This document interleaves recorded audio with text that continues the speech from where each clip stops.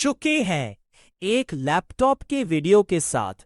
आज बढ़िया लैपटॉप हो सकता है कि नहीं हो सकता, वो सब बताऊंगा वीडियो में। ये हमने बाय किया है at good price. Good price क्यों कहा मैंने? स्मार्टफोन की वीडियो इतनी सारी दी जाती है, लेकिन जब लैपटॉप की वीडियो देता हूं, जो ब्रांड वाले भेजते हैं, चाहे वो कॉलबैन में वीडियो बनवाएं या वो भेजें, नॉर्मली वो लोग महंगा लैपटॉप ही भेजते हैं। मैंने कई बार कहा थोड़े कम प्राइस वाले भेज लो, बिना कॉल बैन कर लेंगे काम। लेकिन वही है, सबको हायर एंड भेजना है क्योंकि उससे परफॉर्मेंस बढ़िया निकलता है।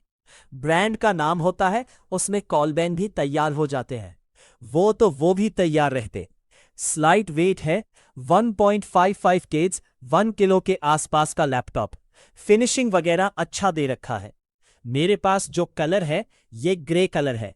प्रोफेशनल सा डिजाइन है। अगर जिसको इस रेट में ऐसे ऑफिस वगैरह जाना है या किनके लिए, वो सब बताता हूं। तो वो एक डिजाइन पैटर्न बड़ा अच्छा फॉलो करता है। और लैपटॉप पे अगर ऐसे हाथ दबा के फ्लेक्स वगैरह दिखाऊं, थोड़ा बहुत फ्लेक्स आपको लैपटॉप में मिलेगा, ज्यादा नहीं है प्राइस के हिस्से में है।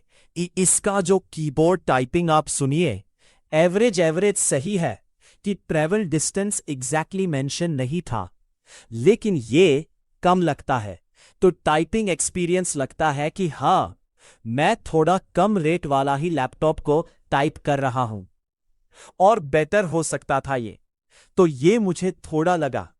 बाकी वैसे तो भाई बैकलाइट वगैरह भी दे रखा है कीबोर्ड में, साथ में ट्रैक पैड आप देख ही सकते हो। ठीक है, साइज बहुत छोटा नहीं है, छोटे से बड़े साइज का ही है। नहीं तो आप जानते हैं विज लैपटॉप का हाल। डिजाइन और बिल्ड वाइज ऐसे आपको कुछ कंप्लेंट नहीं आएगी। वही कीबोर्ड टाइपिंग एक्सपीरियंस और बेहतर हो सकता था ये, मुझे फील हुआ। उसी के साथ जो डिस्प्ले है ना, उस पे बात करने से पहले पोर्ट्स की बात कर लेते हैं। राइट साइड में छोटा वाला मेमोरी कार्ड इधर लग जाएगा, साथ में 3.5 mm जैक, एक USB 3.2 और लेफ्ट साइड में 2 टाइप एस है, दोनों से चार्जिंग हो जाती है। और ये एक आपका इथरनेट के लिए एक है ना। 15.6 इंच की ये एक डिस्प्ले है, फुल HD 60 हर्ट्ज और एंटी ग्लेयर डिस्प्ले है ये। एंड बाय द वे, ये आपका 180 डिग्री ऑलमोस्ट ऐसे ओपन हो जाता है। क्यों हो जाता है पता नहीं, डिस्प्ले है ये और डिस्प्ले की क्वालिटी अच्छी है, व्यूइंग एंगल अच्छे हैं। प्राइस के हिसाब से डिस्प्ले का ब्राइटनेस नंबर, तो अगर आप रोजमर्रा के काम करना चाहते हैं, जैसे कि कई टैब एक साथ खोलना या कई ऐप्स चलाना, तो 8 GB रैम के साथ इसने अच्छा परफॉर्म किया। If you want to do coding, web designing, if you are a student, you can do all that. हमने इस लैपटॉप पर फोटोशॉपिंग करके देखी, ये अच्छा काम कर रहा था। अगर आप 1080p एडिटिंग करना चाहते हैं तो 1-2 लेयर्स के साथ बेसिक रील एडिटिंग कर सकते हैं। ये कोई गेमिंग लैपटॉप नहीं है, लेकिन हमने इस पर कैजुअल गेमिंग करके देखी। हमने वैलोरेंट खेलकर देखा, इसमें 60 हर्ट्ज का पैनल है और FPS बहुत ज्यादा थे।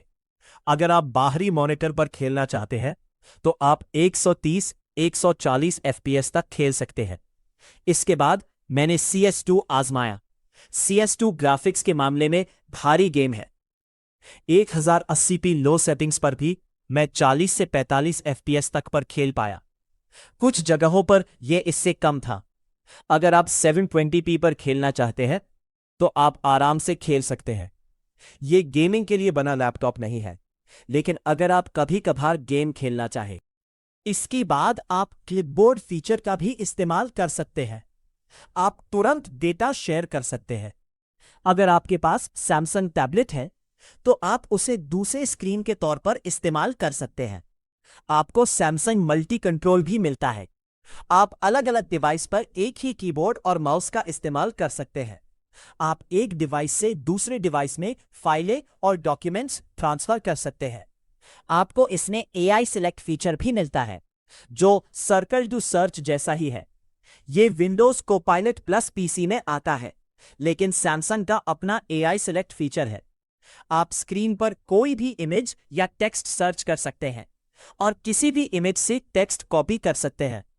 इसमें लाइव वॉलपेपर और सैमसंग फ्लो जैसे कई अन्य फीचर्स भी हैं। सैमसंग का अपना वीडियो एडिटर सॉफ्टवेयर भी है, जिसे मैं इस्तेमाल कर रहा था। आप अपने फोन से रिकॉर्डिंग कर सकते हैं और बेसिक एडिटिंग भी कर सकते हैं। नमपैड के ऊपर दाईं ओर के कोने में एक फिजिकल फिंगरप्रिंट स्कैनर है। यह विंडोज हेलो को सपोर्ट करता है।